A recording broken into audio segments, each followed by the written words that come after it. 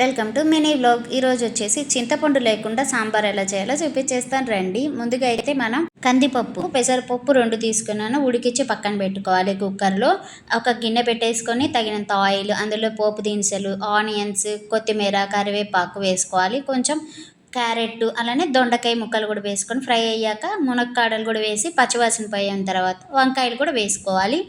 వంకాయల్లో పసుపు ఉప్పు వేసి మగ్గించుకోవాలి. అలానే టమోటాలు కూడా వేసి మగ్గించుకోవాలి. టమోటాలు వచ్చే వాటర్తోనే ఉడికిపోతాయి. తర్వాత తగినంత కారం వేసుకొని ఆ పప్పు అయితే ఉడికింది కదా, అందులో పసుపు తగినంత సాల్ట్ వేసి కలిపి పక్కన పెట్టుకోవాలి. ఇప్పుడు ముక్కల్లో కొంచెం వాటర్ వేసి ఉడికించుకోవాలి. తర్వాత ఆ పప్పు అంతా ఇందులోకి వేసేసుకొని సాంబార్ పొడి అయితే వేసుకున్నాను.